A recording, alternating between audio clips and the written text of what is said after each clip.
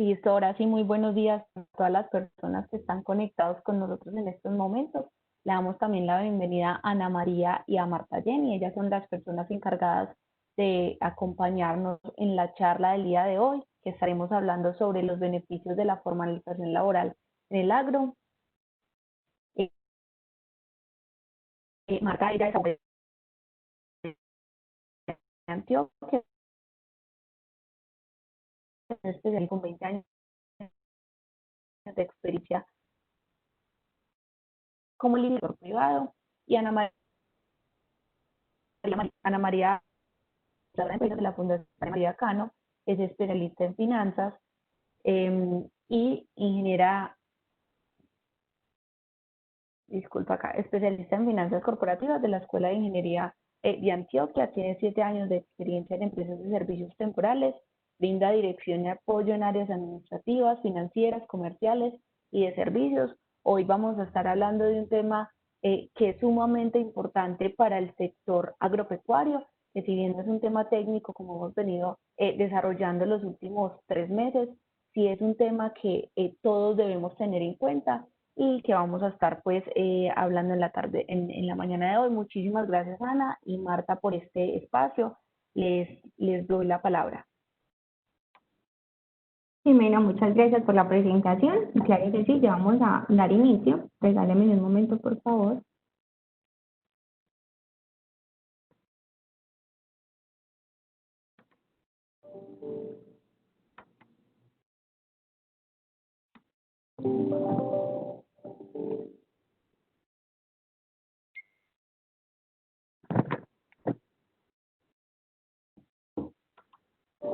Así que, Ana, mientras empezamos y organizas ahí la presentación, importante a las personas que están conectadas, explicarle la dinámica de la charla. En estos momentos ya le vamos a, pues, a dar paso a Ana y a Marta. Una vez ellas finalicen su intervención, vamos a abrir el espacio de preguntas y respuestas, que va a estar pues moderado por Juanita García, quien también nos acompaña en este espacio. Los invitamos a que durante la charla hagan sus preguntas aquí en el panel de preguntas y respuestas que encuentran a mano derecha. Nos dejan ahí sus comentarios, sus preguntas, y nosotros al finalizar la conferencia pues les vamos a estar haciendo estas preguntas a Ana y a Marta para que estén ahí pues activos participando. Ahora sí, pues ya que tenemos la presentación, te doy la palabra. Gracias, Jimena. Bueno, entonces sí, como les mencionaba Jimena, hoy les vamos a compartir la charla de los beneficios de la formalización laboral en el agro. Nos va a estar acompañando la doctora Jenny Mazo, ella es la directora jurídica de empleados temporales, y como lo mencionó Jimena, yo soy la directora comercial y de servicios de empleados temporales. Le cedo la palabra a la abogada, la doctora Jenny Mazo. Muy buenos días, Ana María, buenos días a Jimena, a Juanita García y a todos nuestros asistentes interesados pues en esta charla de la mañana de hoy. Como lo han venido pues mencionando, vamos a hablar hoy acerca de la formalización laboral en el agro. Frente a formalización laboral se viene hablando hace aproximadamente unos 20 años debido al auge, al gran incremento que ha tenido los trabajos informales en todo el país. Desde hace entonces algunos años, el Gobierno Nacional, a través del Ministerio de Trabajo, viene haciendo más visible su compromiso de lograr la formalización laboral. Por ello, se ha propuesto generar escenarios que permitan el alcance de un mercado laboral incluyente, más justo y equitativo, donde los trabajadores tengan acceso a trabajos dignos, decentes y de calidad, potenciando así mayores oportunidades laborales para su bienestar y desarrollo. Si bien no existe específicamente una legislación para el agro que reglamente la contratación o la formalización laboral, es claro que en Colombia existe una única legislación laboral que se encuentra contenida en el Código Sustantivo del Trabajo y en las demás normas que a lo largo de los años ha venido expidiendo el Congreso para reformar o actualizar muchas de esas normas, porque estamos hablando de un código que es del año 1963. Entonces, buscando como actualización y de acuerdo a las necesidades mismas y a la dinámica del mercado, se han expedido normas que permiten entonces hoy tener un poco más de contenido normativo para situaciones más específicas en materia laboral. Hablemos qué es la formalización laboral. Siguiente, Ana, por favor.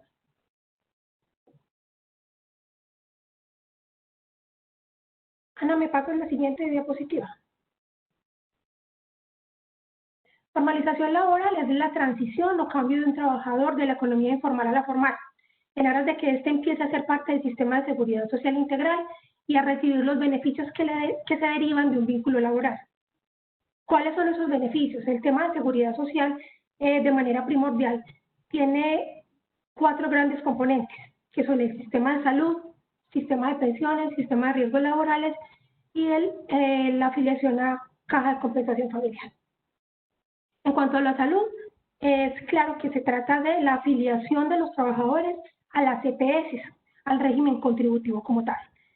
Esto les va a permitir tener una cobertura amplia de salud, no solo para él, sino para su grupo familiar.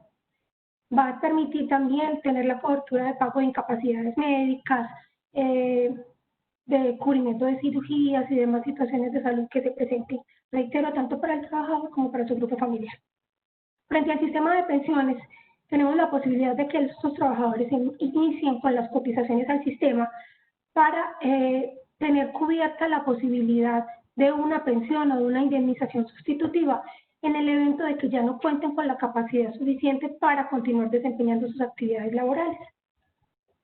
En el tema de pensiones, no solo para el trabajador, sino también para su grupo familiar, porque en el evento de que el trabajador fallezca o, como lo mencionaba ahorita, no tenga ya la capacidad de continuar laborando, la familia entonces puede acceder a una pensión de sobrevivencia en caso de que fallezca o una pensión de invalidez para continuar al menos obteniendo el sustento básico para ese grupo familiar.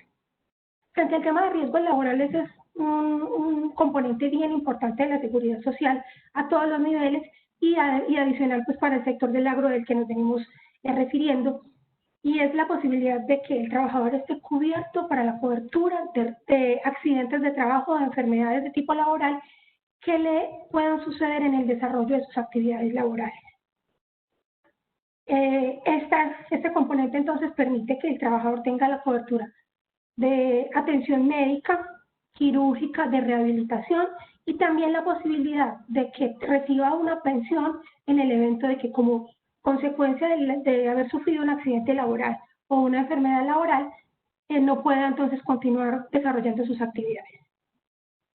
Frente al tema de subsidio familiar, existe entonces la posibilidad de que los trabajadores formales se afilien a una caja de compensación familiar y que a su vez puedan recibir los beneficios que dichas cajas establecen en favor de sus afiliados. ¿Cuáles son esos beneficios? Esos beneficios son, en primer lugar, recibir el subsidio familiar si tienen hijos menores de 18 años.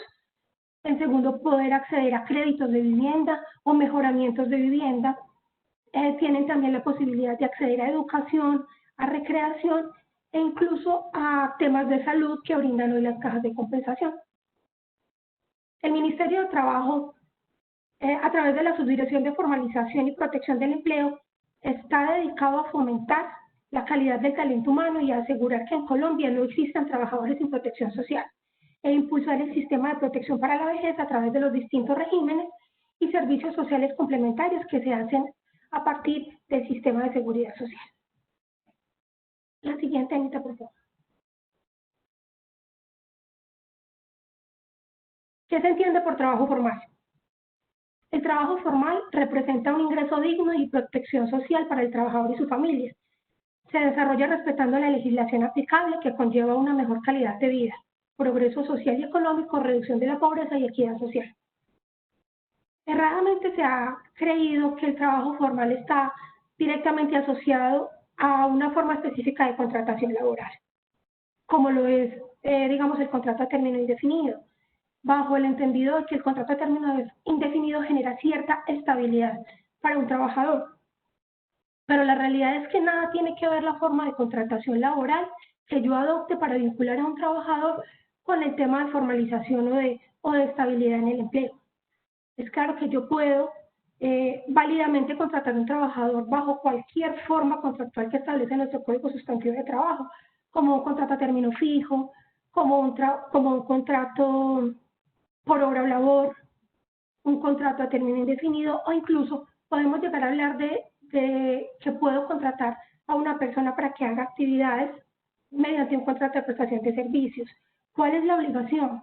La obligación es cuando yo contrato a alguien por prestación de servicios, debo verificar y garantizar que esta persona esté debidamente afiliada al sistema de seguridad social y que esté realizando de manera oportuna sus aportes.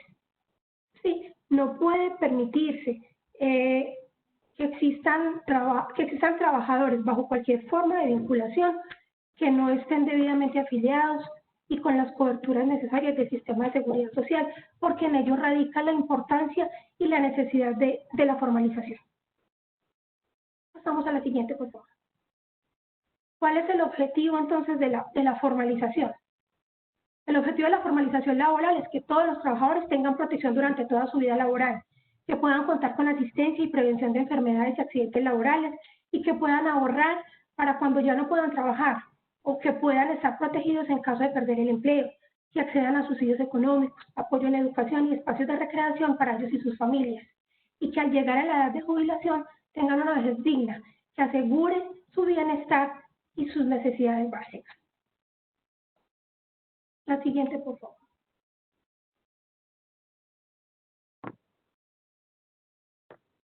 Como bien lo mencionaba ahorita, no existe una legislación específica que nos permita decir cómo debemos contratar o no un trabajador para nuestras actividades agropecuarias. Y sabemos que es difícil para los empleadores en ocasiones asumir los costos que implica tener un trabajador formalizado, porque no todas las personas que pertenecen al sector agropecuario son grandes empresas ni hacendados. En muchas ocasiones hay gente humilde que tiene una parcela, que tiene una zona productiva pequeña, que en ocasiones incluso no alcanza a cubrir los gastos propios para decir que se puede hacer una cobertura, y por eso los trabajadores trabajan unas horitas al servicio de un empleador o unos días al servicio de un empleador, otros días a otro. Pero el objetivo es siempre buscar que ese trabajador tenga las garantías mínimas que tiene cualquier trabajador en Colombia. A continuación vamos a hablar de los costos que implica esa formalización para el empleador de tener los trabajadores bajo esta forma. Los voy a dejar entonces con mi compañera Ana María, que les va a explicar los costos asociados a esa formalización. Claro que sí. Bueno, entonces en temas de formalización hicimos un ejercicio de qué valor mensual tiene el tema de seguridad social y de prestaciones sociales para un trabajador que devenga un salario mínimo legal mensual vigente, ¿sí? Entonces vamos a iniciar primero por el régimen de seguridad social. En el régimen de seguridad social pues lo compone lo que es la EPS, que nos ayuda a dar una cobertura en temas de maternidad o enfermedades no laborales. Nosotros desde el 1 de enero del 2014 pues no estamos aportando a la EPS como empleadores debido a una reforma tributaria en la ley 1607 del 2012. El tema de la EPS es la elección del trabajador. Por el momento, entonces, esta cobertura no tiene ningún costo para el empleador, pero sí para el trabajador, que es un 4%. Pero en este caso nos vamos a enfocar en el costo del empleador, ¿sí?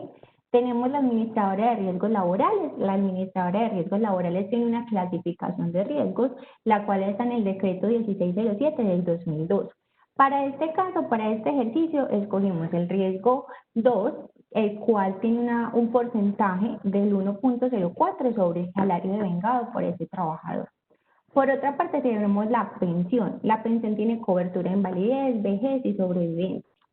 El tema de la pensión es el 12% a responsabilidad del empleador. Y la pensión la escoge el trabajador, ¿sí? Este 12% lo asigna el trabajador, el empleador, y el 4% lo reconoce el trabajador como tal, ¿sí? Para un aporte total mensual del 16%.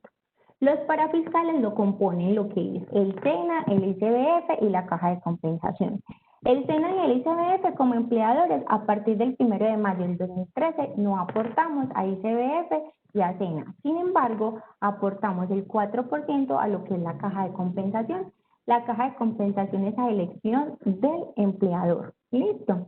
Aparte, pasamos al régimen de prestaciones sociales.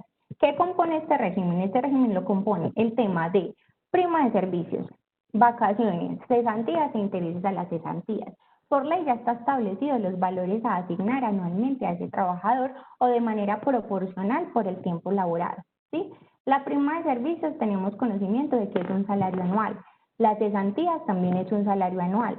Las vacaciones son 15 días de descanso por cada año laborado, ¿sí? Y los intereses a las cesantías son los intereses sobre esas cesantías causadas. Entonces, con base a esto, sacamos una provisión de prestaciones sociales mensual. ¿Con qué objetivo? ¿Y con qué objetivo se hace eso? De manera como tal que cuando llegue el pago de estas prestaciones, nosotros ya tengamos una provisión y tengamos ese pago programado para que en determinadas ocasiones pues no cause fluctuaciones en el tema de caja, ¿cierto? Entonces, la prima de servicios y las cesantías representan un 8.3 mensual, las vacaciones un 4.3 y el tema de los intereses un 1% sobre esas cesantías generadas.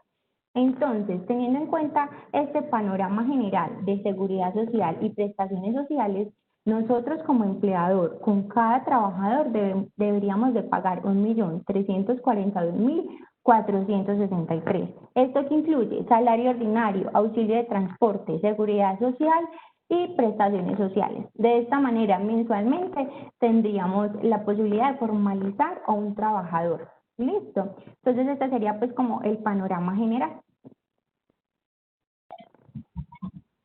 Ana, mantén la diapositiva y yo hago algunas aclaraciones al respecto. Cuando bueno, sabemos claramente que el salario mínimo mensual se estipula por parte del gobierno nacional cada año, pues, porque generalmente no se llega a acuerdo con los gremios. El subsidio de transporte aplica no para todos los trabajadores, aplica para aquellos que devengan hasta 2 salarios mínimos mensuales. Y aunque no ganen esos 2 salarios mínimos, se paga a aquellos trabajadores que realmente hagan uso que deban hacer uso del transporte público para desplazarse hacia su lugar de trabajo. Entonces es un rubro que posiblemente no vaya a aplicar para todos los empleadores. Habrá que hacer como la revisión y el análisis en cada caso. Por ejemplo, un mayordomo que está trabajando permanentemente en una finca, en una parcela, como vive ahí normalmente, o vive en un lugar muy cercano, en un sector, a ellos no se les paga subsidio de transporte porque reside. Esa es una de las excepciones que trae ese concepto, y es que si el trabajador reside en el lugar de trabajo no se le debe pagar. Entonces, como les digo, es un concepto que habría que revisar. Frente al tema del pago de salud, decía Ana María que en este momento pues no se está pagando el 8.5 que corresponde al empleador, o que no aplicaría para todos los casos. Digamos que el ejercicio de costos que les está presentando Ana María está basado digamos, en nuestra experiencia como empresa, en nuestra empresa hoy, que debido a que tenemos un buen número de trabajadores no estamos obligados. Pero normalmente un gran número de empresas hoy día se están viendo beneficiadas de esta reforma del año 2012 que aún continúa vigente, y es que quienes ocupen 2 o más trabajadores dependientes no están obligados entonces a hacer el aporte del 8.5 para el tema de EPS. Frente al tema de la ARL, aquí el beneficio está calculado con el riesgo grupo 2, que es el 1.044%, pero tendrá también que hacerse un análisis de las actividades que desarrolla el empleador y de las tareas que va a ejercer cada uno de los trabajadores a formalizar, para identificar en qué riesgo deben quedar amparados. Está el riesgo 1, que es el 0.522%, está el riesgo 2, está el riesgo 3, que es el 2.436%. Entonces, a medida que va incrementando el nivel de riesgo, va incrementando el nivel de cotización. ¿Sí? La pensión sí es el 16% para todos, que el 12% lo asume el empleador y el 4% el trabajador. En cuanto a los parafiscales también, pues en este momento, como explicaba Ana María, de acuerdo a reformas que vienen aplicándose desde el año 2013, no solo se está haciendo la cotización a la caja de compensación familiar, que es del 4%, y no cotizamos para SENA e ICDF. Pasamos entonces a la siguiente, por favor, Ana María. Vamos a hablar entonces a continuación de algunas normas que se han expedido tendientes a regular algunos temas específicos, y que van mostrando la tendencia de la norma como tal y del gobierno hacia la formalización. Empezamos con la ley 1429 del 2010, que es cuando se inicia como todo este tema en sí de la formalización laboral por parte del gobierno. La ley 1429 estableció algunos incentivos y beneficios a las empresas para la formalización y la generación de empleo. Esos beneficios estaban consagrados más hacia a la deducción de impuesto de renta, deducción de aportes para fiscales para quienes contrataran personal joven sin experiencia, o sea, personas jóvenes menores de 28 años de edad para ese momento, personas que estuvieran en situación de desplazamiento, en proceso de reintegración social o aquellas que tuvieran algún grado de discapacidad. Se veían entonces estas empresas o estos empleadores beneficiados con los beneficios y con los incentivos económicos que está estableciendo esta norma. También quienes brindaran la posibilidad de trabajo a las mujeres mayores de 40 años de edad, porque como bien sabemos nuestro mercado laboral, casi que a partir de los 35, 40 años se va haciendo más estrecho, siempre se va buscando gente joven, gente que tenga, digamos, más energía y más dinámica, cosa pues que sabemos que no es tan real porque hay personas mayores de 40 años que tenemos toda la capacidad de trabajo y sumada la experiencia del ejercicio de actividades que hemos realizado a través de los años. Esta norma también, la 1429, simplificó algunos trámites que se hacían ante el Ministerio de Trabajo. Por ejemplo, la aprobación del reglamento interno, que todos sabemos que debíamos las empresas elaborar el reglamento interno y enviarlo al Ministerio para que le hicieran las revisiones, las debidas objeciones, luego nos los devolvían para hacer correcciones antes de poderlo publicar y socializar con nuestros trabajadores. Este trámite a partir de la ley 1429 entonces desapareció, ya las empresas crean sus propias modificaciones del reglamento interno del trabajo, la ponen en conocimiento de los trabajadores y les brindan a estos un término de 15 días, un plazo de 15 días para que ellos se pronuncien sobre las modificaciones y concerten con el empleador las posibles implicaciones y las modificaciones de ese reglamento y posteriormente entonces se publica sin que el ministerio tenga alguna injerencia pues como en ese tema. Sin embargo, siempre tiene que estar el marco de ley, la ley laboral, que nos marca como el derrotero que debe tener cada uno de estos reglamentos internos de trabajo. También en esta norma se eliminó la autorización por parte del ministerio para la liquidación parcial de cesantías de los trabajadores que las requerían. Recuerden que las podemos entregar para compra o reforma de vivienda o para educación superior del trabajador, de su cónyuge o de sus hijos. Entonces, antes debíamos elaborar una carta pidiendo el permiso al ministerio, ellos ponían un sello con un radicado que luego devolvían al empleador y el empleador entonces en ese momento sí generaba como la comunicación para el fondo de cesantías y el trabajador podía acceder a esas cesantías que requería. Esta norma entonces, la 1429 de 2010, definió informalidad laboral y formalización laboral como el mecanismo con el cual se garantiza el cumplimiento de los postulados universales del trabajo decente, a través del establecimiento de contratos de trabajo con derechos y deberes claramente definidos, tanto para el trabajador como para el empleador, la garantía de condiciones de salud y seguridad para el adecuado desarrollo de la labor y la afiliación a la salud, a las pensiones, riesgos laborales y subsidio familiar para cubrir las contingencias de la población trabajadora y sus familias. Como lo mencionábamos al inicio, en eso radica la formalización laboral, que el trabajador puede acceder a esta cobertura que establece hoy nuestro sistema general de seguridad social integral.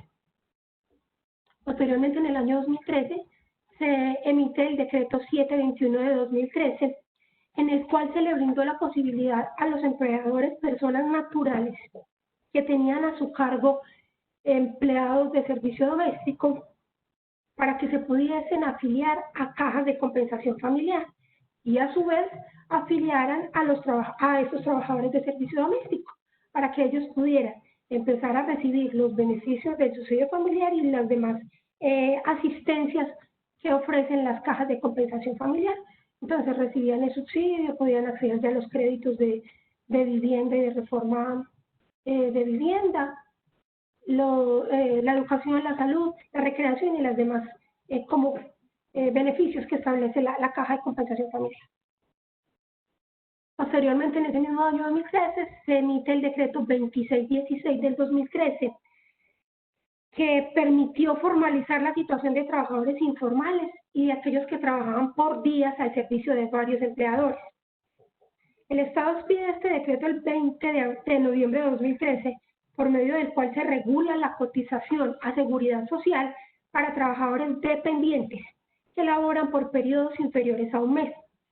Este decreto permitió entonces que se cotizara el sistema de seguridad social en pensiones, riesgos laborales y caja de compensación laboral por periodos inferiores a 30 días y con un ingreso base de cotización inferior al salario mínimo. Pero ¿cómo se debía hacer esa cotización? Esa cotización mensual se debía hacer a través de los operadores de pila, teniendo en cuenta el número de días laborados en el respectivo mes. Así, si se elabora de 1 a 7 días, se realiza una cotización mínima semanal, es decir, el equivalente al salario mínimo de una semana.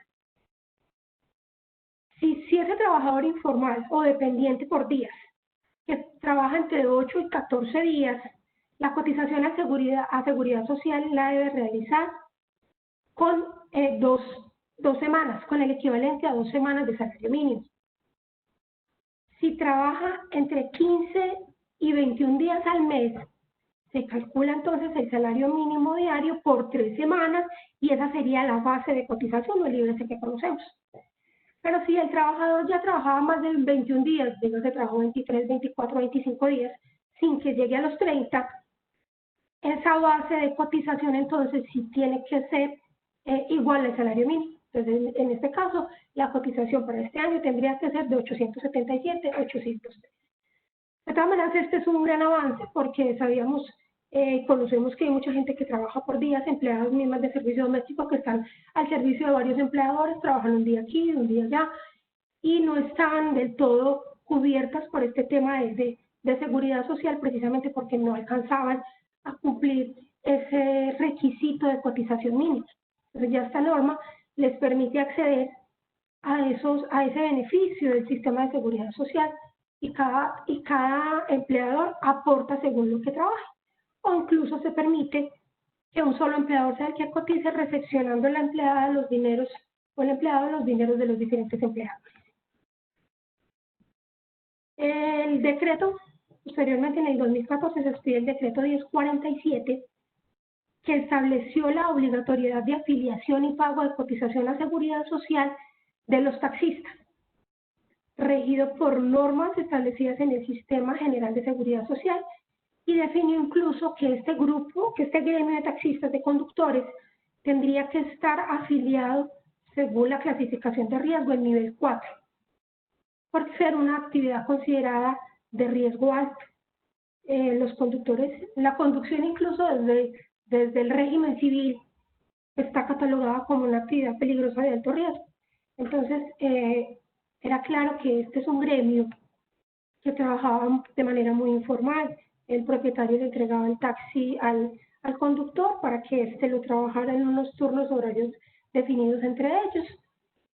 Del producido diario, el conductor liquidaba un valor al propietario y sacaba su dinero, como por decir, pues su salario, sin que existiera vínculo laboral y sin que existiera una debida protección para el trabajador al desempeñar una actividad tan riesgosa como es la conducción. Entonces, este decreto 1047 lo que viene es a obligar a que los propietarios de esos vehículos y las empresas afiliadoras de taxis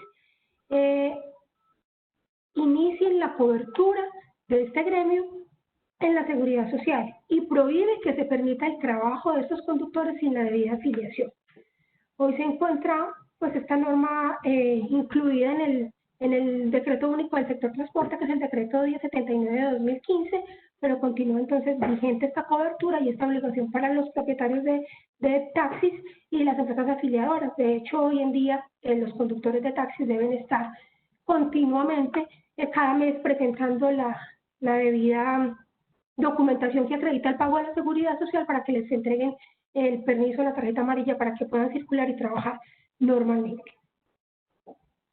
En el año 2014 también entonces se expide el decreto 564 de 2014, por medio de la cual se crea la Red Nacional de Formalización Laboral. definiéndola como el conjunto de actores, procesos, recursos, políticas y normas que ejecutan actividades orientadas a la formalización laboral de los trabajadores con el fin de realizar los postulados del trabajo decente y de la seguridad social para todos.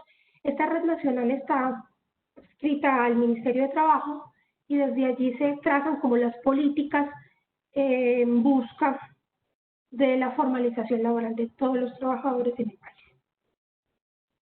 Finalmente, entonces, hablamos de la Ley 1788 de 2016, que estableció la prima de servicio en favor de las empleadas de servicio doméstico.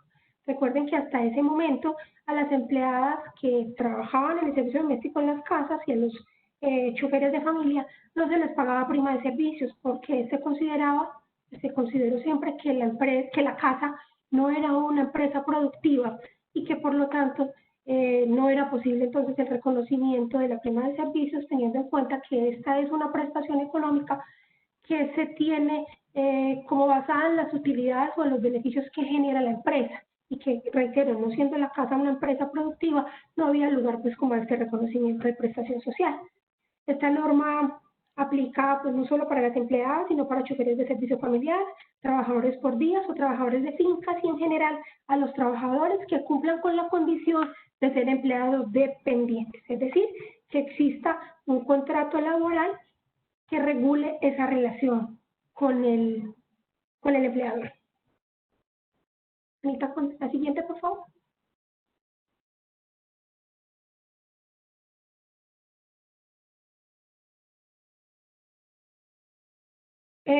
Como bien lo mencionaba Jimena en la presentación que hacía de nuestra charla, Empleamos Temporales es una empresa de servicios temporales y hemos tenido la posibilidad de ejercer algunas actividades de formalización laboral que de alguna manera están directamente relacionadas con el sector agrario. Nosotros tenemos la experiencia del manejo de personal en actividades agrícolas ya que durante 8 años y en asocio con el gobierno nacional manejamos el contrato de erradicación manual de cultivos ilícitos entre los años 2007 y 2014. Este es un programa que todos conocemos ampliamente pues como por los informes y las noticias que se han proferido al respecto, que lo inició de manera directa el gobierno nacional más o menos hacia el año 2005-2006. Pero estos trabajadores iniciaron de manera informal, sin ningún vínculo laboral, se les pagaba un dinero para que fueran a hacer la erradicación de las matas de coca a las diferentes zonas del país. Se presentaron varios incidentes muy graves, explosiones de minas que implicaron amputaciones para trabajadores, incluso muertes, y estos trabajadores no contaban con las debidas coberturas del sistema de seguridad social. Entonces ello llevó al gobierno nacional a frenar esta actividad y a buscar estrategias que permitieran ejercer la actividad de manera segura. Fue así entonces como se pensó en la opción de las empresas de servicios temporales y nuestra empresa fue invitada a un proceso de invitación privada donde fuimos pues beneficiados con estos contratos y llegamos a contratar 46.789 trabajadores. Fueron en total 149.732 contratos laborales que se suscribieron con esos 46.000 trabajadores. ¿Por qué la diferencia entre contratos y trabajadores? Porque el contrato se hacía por obra labor y se determinaba que era para una fase específica de erradicación, fases que no duraban más de 60 días. Entonces varios trabajadores llegaron a suscribir 8 o 10 contratos para 10 o 8 fases diferentes. Entonces eso permitió que este grupo de 46.789 trabajadores ingresara por primera vez al régimen de seguridad social. Por primera vez se afiliaron a la EPS, cotizaron para pensiones y recibieron subsidio familiar para sus hijos. Fue una actividad bastante riesgosa y de hecho también tuvimos muchísimos accidentes de trabajo que implicaron consecuencias graves para estos trabajadores. Muchos de ellos hoy gozan de pensiones de invalidez, otros desafortunadamente fallecieron, pero sus familias quedaron entonces debidamente pensionadas con la pensión de sobrevivientes. y con unas indemnizaciones cuantiosas que pagó el sistema para tener hoy como la subsistencia básica de su familia. Esta es una experiencia realmente importante y notoria en el sector del agro, porque eran personas en su gran mayoría campesinas, que no requerían ninguna experiencia laboral. La actividad, si bien ustedes me pueden decirnos que ellos ahí no cultivaban nada, ni hacían nada directamente relacionado con el agro, la labor de ellos era ir y alar manualmente, arrancar de raíz la mata de coca en poblaciones muy alejadas a lo largo del territorio nacional. Entonces, por ello era que no requeríamos precisamente una experiencia o un currículum importante para realizar esta labor, y por eso precisamente fue que muchos campesinos se beneficiaron de este programa y pudieron acumular semanas para una pensión, recibir beneficios de subsidio familiar, educación para sus esposas, compañeros, sus hijos, y de esa manera también se pudo transferir ese riesgo de la empresa hacia el sistema, un riesgo que es bastante cuantioso, como les decía, en el evento de que varios trabajadores resultaban accidentados, lesionados, con amputaciones de miembros importantes. Entonces, no era dinero que tenía que salir directamente del empleador, sino que salía del sistema e incluso de unas pólizas de seguro pues, que se compraban para tener una mayor protección y una mayor cobertura de este personal. Esa es una experiencia que queremos compartirle y que de alguna manera también es aplicable a muchas de las actividades agrícolas que hoy se desarrollan en el país. Recordamos hace ya varios años el tema de los cortadores de caña, que pues empezaron a formalizar a través de las cooperativas de trabajo asociado, que en un momento pues generó algunos conflictos por diferencias en temas salariales y de prestaciones, pero que fue, digamos, el punto de partida para que muchas de esas actividades que involucraban a gran número de trabajadores hoy se puedan realizar de manera más segura y más equitativa para todos ellos. Seguimos, Ana, por favor. Como lo mencioné ya hace un rato, no existe una legislación laboral específica para el sector del agro. La legislación laboral es una, contenida en el Código Sustantivo de Trabajo y aplicable a todas las actividades de tipo laboral que se desarrollan en el país. Sin embargo, hay condiciones sobre las que quiero pues como llamar un poco la atención y que serían muy aplicables para el beneficio de las actividades agropecuarias. Por ejemplo, el tema del salario en especie. Se está consagrado en el artículo 129 del Código Sustantivo de Trabajo y lo define la ley como constituye salario en especie toda aquella parte de la remuneración ordinaria y permanente que reciba el trabajador como contraprestación directa del servicio, tales como alimentación, habitación y vestuario, que el patrono suministra al trabajador o a su familia, salvo la estipulación contenida en el artículo 15 de esta ley. ¿A qué hace referencia este salario en especie? Pues a esas digamos, otras condiciones laborales que yo le estoy entregando a mis trabajadores. En este momento tenemos un ejemplo muy claro, y es que se dio inicio a la cosecha cafetera, ¿cierto? Que normalmente puede durar unos 3-4 meses. En esta recolección, precisamente sabemos que los recolectores de café se instalan en las fincas, ahí se les da vivienda, se les da alimentación.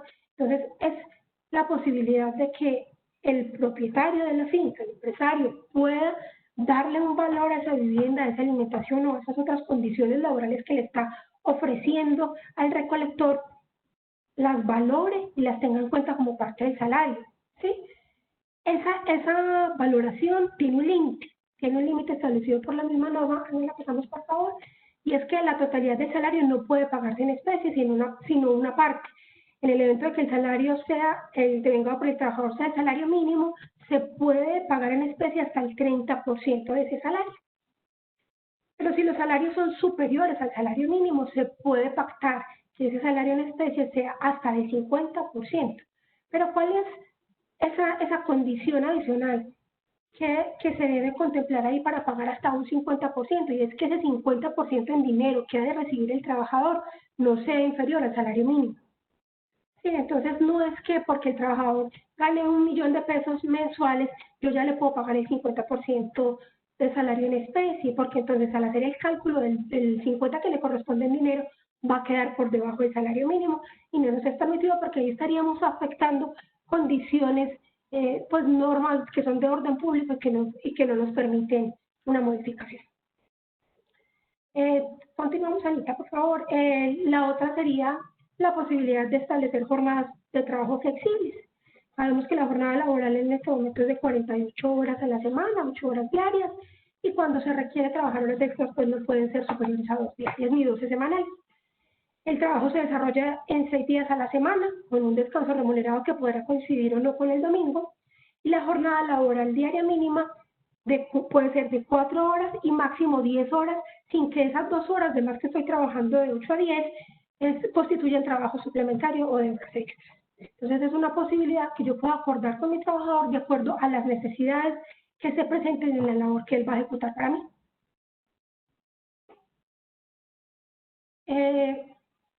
Yo creo que hasta ahí podemos dejar el tema de las jornadas flexibles. Pues nosotros estamos abiertos a las preguntas que las responderemos en contados minutos cuando mi compañera Ana María haga la presentación pues como de nuestra empresa.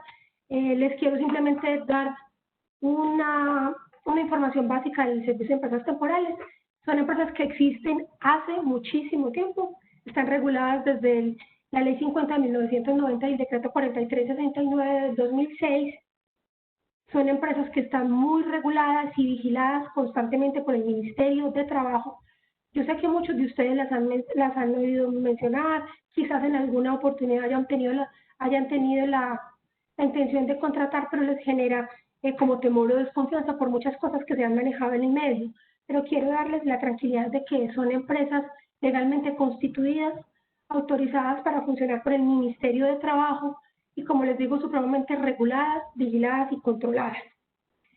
Estas empresas de servicio temporal pueden celebrar contratos con cualquier tipo de empresa, privada o pública, pero lo que sí establece la ley son 3 eventos específicos de contratación con ellas, y es que solamente pueden ser para desempeñar actividades ocasionales, accidentales o transitorias, cuya duración no puede ser superior a 30 días y que no estén directamente relacionadas con el objeto social de la empresa.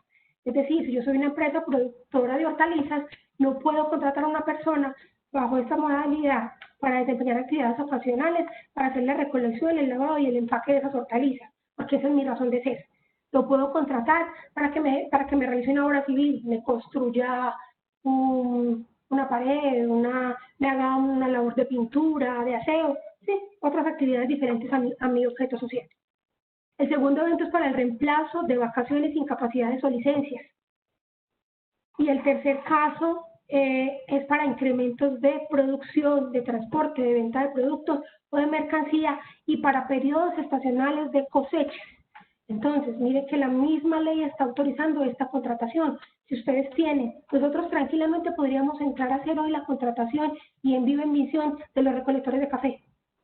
Nosotros somos los empleadores para todos los efectos, pagamos el salario, las prestaciones sociales, las afiliaciones a seguridad social y los enviamos a trabajar, a prestarles un servicio a ustedes durante el tiempo que ustedes requieran y definan. Para este tercer punto, la ley establece unos periodos de 6 meses prorrogables hasta por 6 meses. Vencidos esa prórroga de 6 meses, es decir, el año, ya el trabajador no puede continuar haciendo la misma labor y para la misma empresa usuaria. Entonces, digamos que en términos generales esta es la razón de ser de las empresas de servicios temporales y mi compañera Ana María entonces les hará como una presentación breve de nuestra empresa Empleados Temporales. Adelante, Ana María. Claro que sí. Gracias, doctora Jenny, por su intervención. Bueno, entonces, como decía la doctora Jenny, ¿qué hacemos nosotros como empresa de servicios temporales? Nosotros colaboramos temporalmente en el desarrollo de la actividad de nuestro cliente mediante el envío de trabajadores en misión. ¿Cómo funciona esta figura? Entonces, primero, normalmente nosotros firmamos con nuestro cliente un contrato comercial donde dejamos todos los objetos contractuales y las condiciones. Ya después de firmar ese contrato comercial y establecer el costo que normalmente se factura un porcentaje sobre pues el valor devengado por este trabajador, nosotros procedemos a hacer el contrato laboral del trabajador, ¿sí? El contrato laboral que él firma siempre es contrato por obra o labor. Este contrato puede durar mínimo un día, máximo un año y se puede dar por terminado en cualquier momento. Después de que el trabajador firme con nosotros ese contrato por obra o labor, ya lo podemos mandar a nuestra empresa cliente a desarrollar sus funciones. Ustedes tendrían la subordinación completa del trabajador en tiempo, modo y lugar. Tiempo porque ustedes son los que asignan los horarios, modo ustedes son los que le asignan el cargo y lugar porque va a desempeñar sus funciones en la empresa que ustedes pues firme contrato con nosotros. Así es como funciona la estructura de una empresa de servicios temporales. Nuestro servicio integral, ¿qué tiene? Nosotros ayudamos primero con la provisión y selección de personal. Segundo, con el proceso de contratación, exámenes médicos de ingreso, afiliaciones a los regímenes de seguridad social completamente. También hacemos el tema de la administración de nómina. Nuestro cliente está en la responsabilidad de reportarnos a nosotros la nómina, pues el tiempo trabajado por el trabajador y nosotros ya hacemos toda la dispersión del pago. Adicional el tema de la administración de personal, que ahorita pues les voy a contar. Nosotros pues directamente no tenemos la subordinación, pero les voy a explicar a qué nos encargamos en el tema de administración de personal. El acompañamiento de seguridad y salud en el trabajo, que es supremamente importante para todo tema de accidentes, investigación de accidentes de trabajo o planes de trabajo para evitar y prevenir accidentes laborales. Y por último, tenemos los planes de bienestar y capacitación, que ahorita les amplío cómo va a ser el tema, pues cómo Empleamos apoya el desarrollo de todos nuestros trabajadores en misión. ¿Por qué trabajar con empleados temporales y no trabajar con otra empresa? Entonces, primero, nosotros tenemos una experiencia, tenemos una trayectoria de 40 años que nos ha consolidado, pues y tenemos experiencia en todo el tema de contratación, afiliaciones, prestaciones sociales, que nos da que les podemos brindar la garantía que el proceso funciona adecuadamente y no vamos a tener inconvenientes. Segundo, nuestros valores agregados. El primero, la provisión y selección del personal. Nuestra empresa invierte en este proceso para que todos nuestros trabajadores en misión, en su proceso de entrevista, tengan una psicóloga y sea un proceso de entrevista individual, no grupal. De esta manera, conocerlos y generar una buena experiencia de servicio desde el principio. Nuestros planes de bienestar y capacitación, nosotros anualmente a nuestras empresas clientes les asignamos un porcentaje de la administración que nosotros cobramos para invertirlo en actividades de bienestar para nuestros trabajadores en misión. Tercero, el tema de servicio. Como les venía diciendo, la administración de personal de nosotros no es directamente con el trabajador ni de subordinarlo, sino de brindarle un servicio tal que él tenga una persona que va a ser una coordinadora de servicio que se encargue de atenderlo y que él no tenga que comunicarse con todas las líneas de empleamos para solicitar una colilla de trabajo o un certificado laboral. No, va a tener una persona que lo atienda durante todo su proceso de contratación, ¿sí? Entonces, y lo mismo pasa con nuestro cliente. Nuestro cliente va a tener esa misma persona que le va a dar respuesta de todas sus solicitudes. Por eso es tan importante para nosotros e invertimos mucho en el tema de servicio y selección. Por último, tenemos el tema de la tecnología. Para nosotros el tema de la tecnología es muy importante, ya que nos abre puertas a nivel nacional, ya que donde no tengamos sedes ni sucursales, nosotros podemos darle una atención virtual a ese candidato, ¿sí? Adicional, en este momento en nuestra empresa todo el proceso está de manera virtual. Nosotros ya no tenemos carpetas físicas, todos nuestros clientes y trabajadores tienen acceso a nuestra plataforma donde pueden visualizar de manera inmediata el contrato de trabajo, los anexos al contrato de trabajo, las colillas de pago. Nuestra plataforma permite que de manera virtual almacenemos y protejamos toda la información que tenemos de nuestros trabajadores en misión. Por último, tenemos el tema de los colegios virtuales. Todas nuestras capacitaciones son virtuales, tenemos un colegio de inducción corporativa para que el trabajador entienda que es un trabajador en misión, ¿sí? Y no vaya a ir donde nuestro cliente a solicitarle certificados laborales, colillas de pago, no. El empleador directo somos nosotros y de esta manera logramos que él lo identifique. De segundo, tenemos el tema de seguridad y salud en el trabajo. El tema de seguridad y salud en el trabajo es súper importante para que ellos identifiquen que es un accidente laboral, ¿sí? Y cómo debe reaccionar al momento que llegue a tener alguno durante su tiempo de contratación con empleados temporales. Y por tercero, tenemos el tema del entrenamiento. Este espacio se lo brindamos a todos nuestros clientes por si tienen videos corporativos o si tienen pues algo que quieran compartir con el trabajador antes de que vaya a laborar en su compañía, y así éste pueda tener un contexto, contextualizarse de dónde va a desempeñar sus funciones. Ventajas del servicio de una empresa de servicios temporales. Primero, su relación laboral va a ser directamente con la empresa de servicios temporales, en este caso con empleados temporales SAS. Desvinculaciones. Las desvinculaciones laborales nos vamos a ahorrar costosas indemnizaciones. Tercero, el apoyo en la estructura financiera de nuestro cliente. ¿Por qué? Porque en el momento que nosotros coticemos un servicio, les vamos a brindar la posibilidad de que esa factura no la cancelen días posteriores. ¿Sí? De esta manera ayudamos en el flujo de caja de nuestro cliente. Cuarto, el tema de bienestar laboral y convenios corporativos. Aparte de los recursos que empleados temporales dispone para su gente, adicional vamos a tener todos los convenios y aliados estratégicos que nos van a ayudar a desarrollar el bienestar del trabajador en misión y su grupo familiar. También tenemos que nos ajustamos rápidamente a las fluctuaciones y optimizando el costo de la mano de obra. Así que cuando ustedes necesiten personal en misión, nosotros inmediatamente podemos dar respuesta, ¿sí?, a todo el proceso de contratación. Y por último, tenemos el apoyo en la estructura administrativa de nuestro cliente. ¿Por qué? Pues porque le vamos a poner a disposición de nuestro cliente toda nuestra estructura para contratar a los trabajadores. Así no va a tener la necesidad de tener un departamento de gestión humana demasiado grande que él tenga directamente que administrar. Entonces, esto es pues como contextualizando los de qué son las empresas de servicios temporales.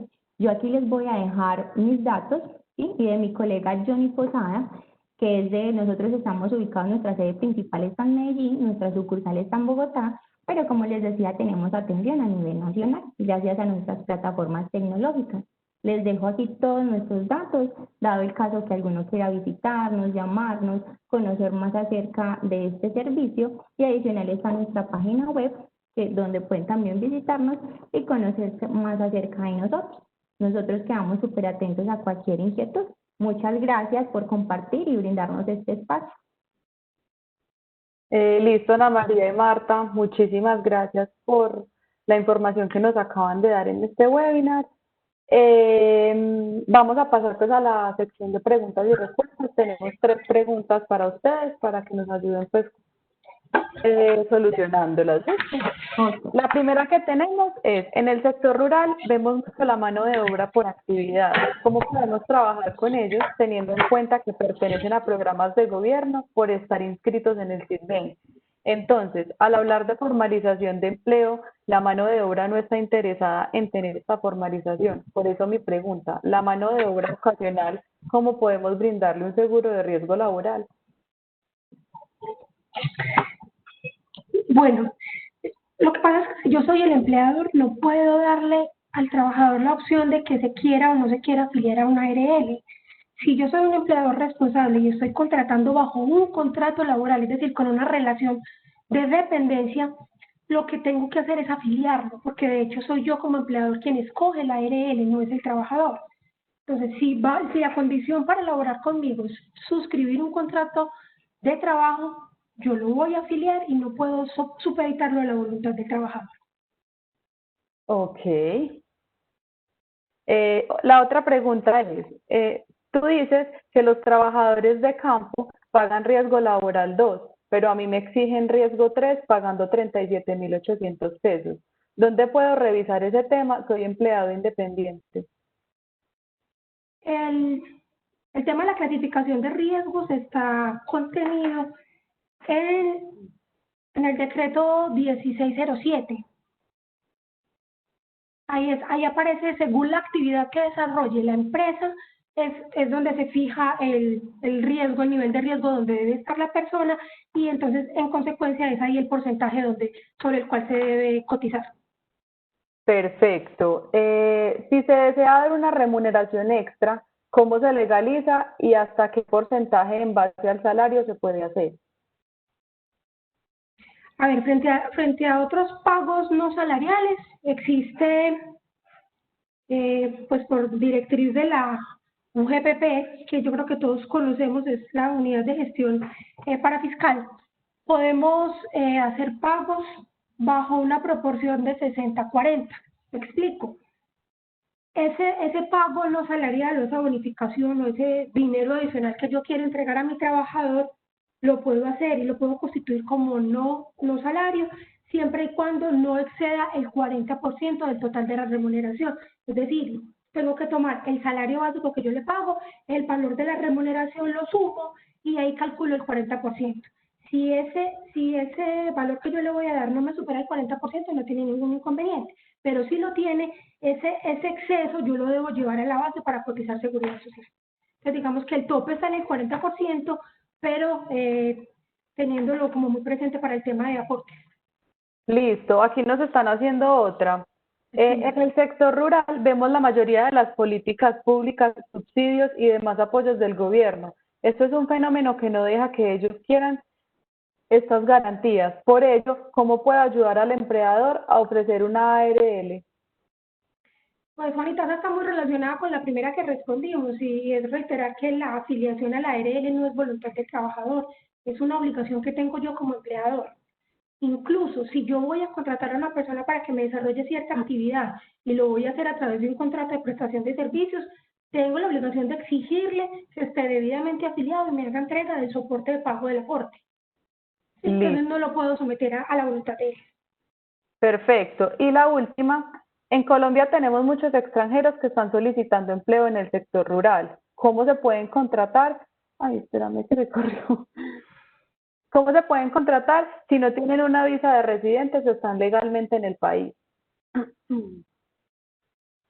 A ver, lo primero que debemos hacer es verificar el ingreso y pues digamos el permiso de ingreso y de permanencia legal en el país. Sin eso, es claro que yo como empleador no puedo contratar a un trabajador, porque es que si yo entré ilegal y no tengo el permiso de trabajo, quien se está exponiendo a una sanción frente al Ministerio de Trabajo, Inmigración Colombia, es la persona que contrata. Entonces, digamos, en el caso de los venezolanos han sido pues una población tan numerosa en los últimos años en nuestro país, lo primero que tenemos que verificar es que tenga el permiso especial de permanencia. Recuerden que inicialmente la vigencia era por 2 años y luego se extendió pues como indefinido después de esos 2 primeros años. Entonces, verificar eso en la página de Migración Colombia, si ese permiso está vigente, lo puedo contratar. Y tengo la obligación de una vez lo contrato, informarle a Migración Colombia que tengo contratado a un extranjero. Ok. Dice que cuánto cuesta al productor empresario el servicio que presta la empresa por trabajador. Ana María, ¿contestas tú o claro. Bueno, no. Ya el tema pues de los costos, pues normalmente uno evalúa la cantidad de trabajadores en misión que necesitan y se empieza a negociar con una base de una IU del 10%, ¿sí? Ya dependiendo de la cantidad de trabajadores, la demanda que se necesite, esa administración pues la podemos ir negociando en valores inferiores, pero la base siempre de negociación va a ser un 10%. Ok. Aquí retomando una pregunta anterior que nos respondió Marta, la de cuánto cuesta productor empresario el servicio que presta la empresa por trabajador. Ah, no, esa es tuya, qué pena. Dice que si el trabajador es informal, ¿cómo se afilia a ARR si su régimen es subsidiado? Cuando el trabajador es de régimen subsidiado, lo que hacemos es, recuerden que les hablé del decreto 16 del 2013, que nos permite hacer la cotización por días, o sea, cuando es inferior al salario mínimo. Entonces, uno de los requisitos que tiene precisamente esa norma para yo beneficiarme de esa cotización en pensión por semanas es que yo esté afiliado al régimen subsidiado en salud, ¿cierto? Entonces, puede permanecer en salud, en el régimen subsidiado, pero entonces se debe afiliar al sistema de pensiones. Okay. Y de riesgos laborales recomiendo yo, aunque no sea obligatorio en ese caso, porque es que lo que estamos haciendo es trasladar el riesgo a la aseguradora. Recuerden que la administradora de riesgos laborales es nuestra aseguradora y cualquier cosa que le pase a ese trabajador independiente que está prestándome a mí un servicio me puede generar a mí problemas legales a futuro. Entonces, lo ideal es que estén cubiertos también por ARL. Ok, perfecto. Y la última pregunta es que si una persona está contratada por obra o labor y cumple el año de trabajo, pues, ¿durante cuántos años se puede renovar ese contrato anualmente? A ver, la norma que rige las empresas de servicio temporal, que es la ley 50, establece que después de cumplir ese año yo no puedo contratar a la misma persona para hacer la misma actividad vencido ese año. Es decir, si yo lo contraté como recolector, 6 meses, se prorrogó por 6 meses y cumplió ese año, yo tengo que terminarle ese contrato. Si el empleador necesita a ese trabajador nuevamente para que siga siendo su recolector, entonces lo tiene que contratar de manera directa. ¿Qué sí puedo hacer yo? Es que si en ese momento que él va a salir, que cumple el año y se le termina el contrato, tiene una vacante porque tiene un trabajador incapacitado en la incapacidad larga, se lo puedo volver a contratar porque hay una necesidad distinta. Hay una causa de la contratación que es totalmente distinta. El otro era por decirle algún incremento en la producción o en las ventas, y este va a ser un reemplazo. Entonces, pero no para hacer exactamente lo mismo, no lo puedo contratar. Ni lo puedo Perfecto. estar haciendo año a año. Ok. Listo, pues yo creo que por preguntas y respuestas ya podemos, pues ya quedaron claras y no tenemos más por ahora.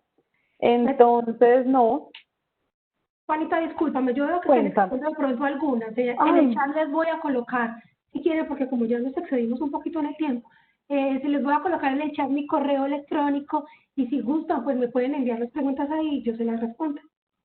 Claro que bueno, sí. perfecto, claro que sí.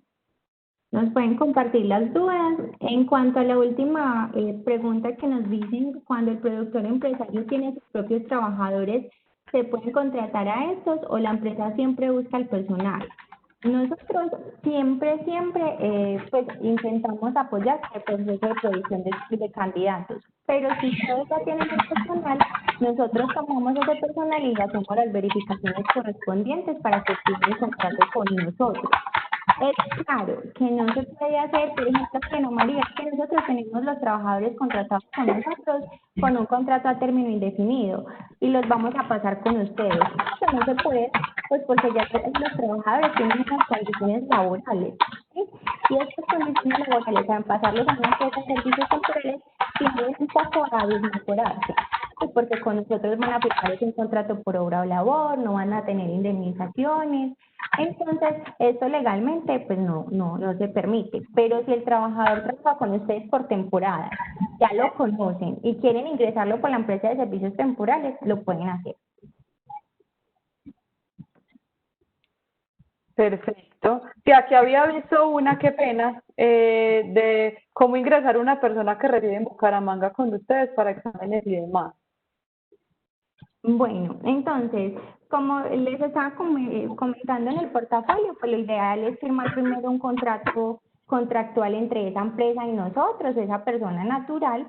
Nosotros ya les damos les compartimos, se pueden comunicar conmigo, les brindamos toda la información, damos una cotización de cuál sería el valor administrativo para cobrarle por ese servicio, y ya cuando les cobramos por ese servicio, ya ustedes deciden si firmamos el contrato para iniciar con la contratación de ese trabajador en misión.